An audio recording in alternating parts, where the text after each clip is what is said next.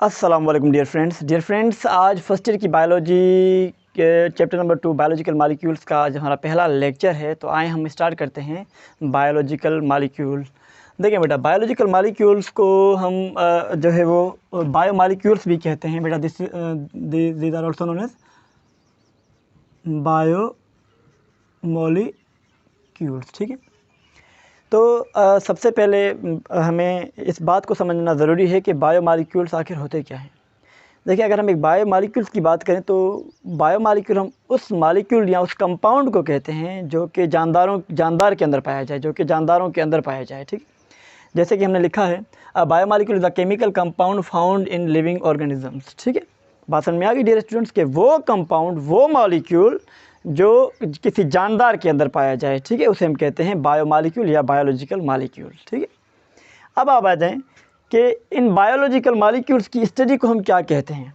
देखें बेटा, biological molecule की स्टडी हम बायोलॉजी में भी करते हैं, और क्योंकि ये मॉलिक्यूल्स हैं तो हम इनकी स्टडी ऑब्वियसली केमिस्ट्री में भी करते हैं। ठीक है, तो इनकी जो स्टडी को बायोकेमिस्ट्री भी कहा जाता है। अगर हम इनकी स्टडी केमिस्ट्री के अंदर करें तो बायोकेमिस्ट्री कहा जाएगा इनको। अगर हम बायोलॉजी के अंदर करें तो मॉलिक्यूलर बायोलॉजी कहा जाएगा, क्योंकि मॉलिक्यूलर बायोलॉजी बायोलॉजी की ब्रांच है और बायोकेमिस्ट्री केमिस्ट्री की ब्रांच है। अब देखें डियर स्टूडेंट्स, जो कोई मॉलिक्यूल होता है, कोई कंपाउंड होता है, तो वो एलिमेंट से मिलकर बना होता है। ठीक है, और कुदरत के अंदर जो नेचुरली अकरिंग एलिमेंट हैं वो टोटल 92 हैं। उनमें से जो लिविंग मैटर बनाते हैं, जो जानदारों के अंदर पाए जाते हैं, वो 16 एलिमेंट्स होते हैं, जिन्हें हम कहते हैं बायो एलिमेंट्स। बायो एलिमेंट्स क्यों बायो? क्योंकि bio means life, bio means life, और जो लाइफ के अंदर एलिमेंट पाए जाएं उनको कहते हैं बायो एलिमेंट्स। और इन बायो एलिमेंट्स को हमने कैटेगराइज किया है कि 3 कैटेगरीज़ में। ठीक है, एक होते हैं मेजर बायो एलिमेंट जो ज़्यादा तादाद में जानदारों के अंदर पाए जाते हैं। दूसरे होते हैं माइनर बायो एलिमेंट्स जो बिल्कुल थोड़ी सी तादाद में पाए जाते हैं, 1%।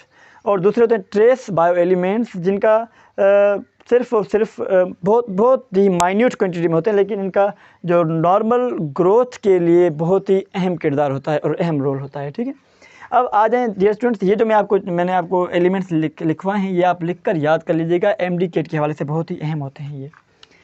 अब देखिए, मेजर बायो एलिमेंट की अगर बात करें तो हम ये टोटल 6 इन नंबर होते हैं, और 99% जो लिविंग वेट होता है, बॉडी मास होता है, वो ये मेजर बायो एलिमेंट बनाते हैं। अब इनकी थोड़ी परसेंटेज मैं रीड आउट कर रहा हूँ, ठीक है, आप थोड़ी समझ लें, उनको याद भी कर लीजिएगा। ऑक्सीजन 65% पाया जाता है मेजर बायो एलिमेंट्स में। ठीक है, आप देख रहे हैं। कार्बन 18%, हाइड्रोजन 10%, नाइट्रोजन 3%, कैल्शियम ठीक है, कैल्शियम जो 2% पाया जाता है, फास्फोरस 1%। अब आप आ जाएँ माइनर बायो एलिमेंट्स, ये 1% बॉडी मास बनाते हैं। आपने देखा कि मेजर 99%, 98 पॉइंट समथिंग होता है, लेकिन हमने इसको राउंड ऑफ 99 पॉइंट लिख दिया है, और ये 1% बॉडी वेट, बॉडी मास बनाते हैं। तो अब देखिए इनमें कौन कौन से आते हैं, potassium, sulphur, chlorine, sodium, magnesium, iron. उसके अलावा वो एलिमेंट जिनका बॉडी मास या वेट में तो कोई किरदार नहीं होता, लेकिन वो नॉर्मल ग्रोथ के लिए बहुत ही अहम होते हैं, या ऐसा हम कह सकते हैं कि बॉडी में मास में भी उनका रोल होता है, लेकिन ये बहुत ही थोड़ी तादाद में पाए जाते हैं, और ये ग्रोथ को प्रोमोट करते हैं, नॉर्मल ग्रोथ को। Copper, zinc, magnesium and iodine, ये टोटल 4 इन नंबर होते हैं। आइए अब हम डिस्कस करते हैं types of biological molecules. Dear friends, types of biological molecules 2 बुनियादों पर हैं। एक तो है मॉलिक्यूलर वेट की बुनियाद के ऊपर, on the basis of molecular weight के मॉलिक्यूलर वेट कितना है। अगर less than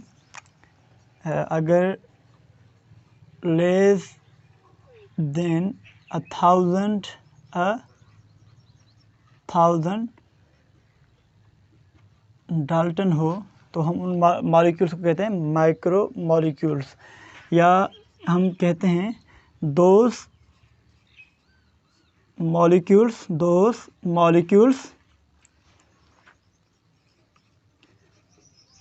that have lower molecular weight. ये वो मॉलिक्यूल्स होते हैं जिनका मॉलिक्यूलर वेट बहुत कम होता है। मतलब 1000 डाल्टन से कम। अब आ जाए कि कौन से एग्जाम्पल्स हैं उनके, मिसाल तो वाटर हो गया, ठीक है, कार्बन डाइऑक्साइड हो गया, ग्लूकोज हो गया, ठीक है। अब डियर फ्रेंड्स, ग्लूकोज के बारे में कहा जाता है कि ये मैक्रो मॉलिक्यूल है, लेकिन ये मैक्रो मॉलिक्यूल नहीं है, क्योंकि इसका जो मॉलिक्यूलर वेट है लेस देन 1000 डाल्टन से कम होता है, ठीक है, 1000 डाल्टन से कम होता है, ठीक है, तो ये माइक्रो मॉलिक्यूल्स में आ जाता है। अब आ जाएँ मैक्रो मॉलिक्यूल की अगर बात करें तो इनका जो मॉलिक्यूलर वेट होगा वो बेटा मोर देन 1000 डाल्टन होगा, ठीक है। मॉलिक्यूलर वेट क्या होगा? मोर देन 1000 डाल्टन होगा, ठीक है। तो हम कहते हैं those molecules that have higher molecular weight,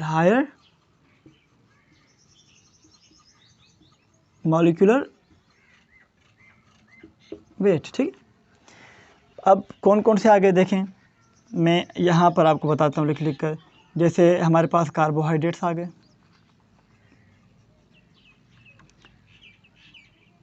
proteins आ गई,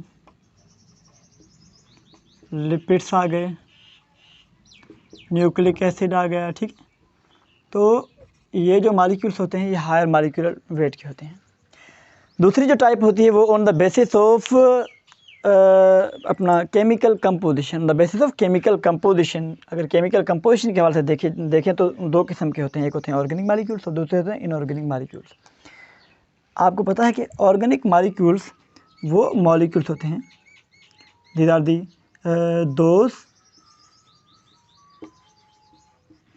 molecule that contain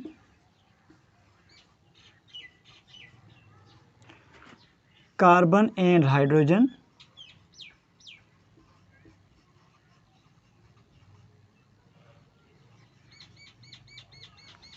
together, carbon and hydrogen together, मतलब कार्बन और हाइड्रोजन दोनों साथ में हो तो उनको हम कहते हैं ऑर्गेनिक मॉलिक्यूल्स। उनके एग्जांपल्स क्या क्या आ जाते हैं, देखें, ग्लूकोज आ गया, प्रोटीन्स आ गए, लिपिड्स आ गए, न्यूक्लिक एसिड, और भी बहुत से हैं। देखें, अगर हम केमिस्ट्री में और बायोलॉजिकल मॉलिक्यूल्स को अगर हटाकर और भी बात करें, मीथेन हो गई, इथेन, प्रोपेन, ब्यूटेनॉल के इन सीरीज और भी बहुत सारे मॉलिक्यूल्स क्या होते हैं, वो मॉलिक्यूल जिनके अंदर कार्बन और हाइड्रोजन साथ में हो, ठीक है। अगर कार्बन है हाइड्रोजन नहीं है तो वो ऑर्गेनिक मॉलिक्यूल नहीं होगा, ठीक है, दोनों साथ में हैं। अच्छा, इनऑर्गेनिक मॉलिक्यूल की बात करें तो these are the those molecules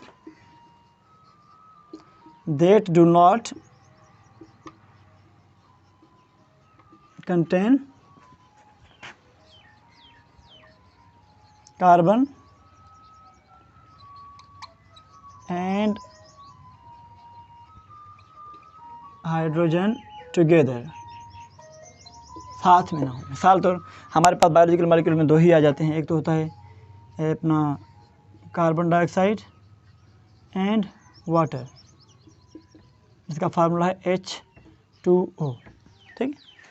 अच्छा, देखें एक और बात मैं आपको बताऊँ, ये कार्बन डाइऑक्साइड और वाटर, ये देखें आप, इनका मॉलिक्यूलर वेट बहुत कम होता है, तो इनको माइक्रो मॉलिक्यूल भी कहा जाता है।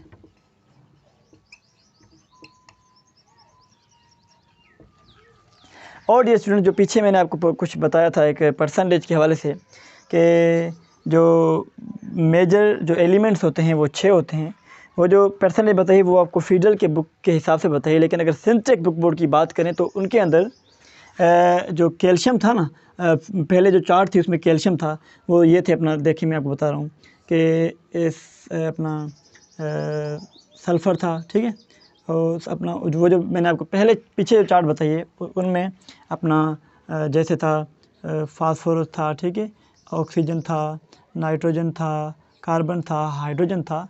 तो ये तो यहाँ तक तो बात ठीक है, लेकिन जो बात है वो फ़र्क जो है वो फीडल में बता रहे हैं कैल्शियम के हिसाब से कि उनमें कैल्शियम है, ठीक है।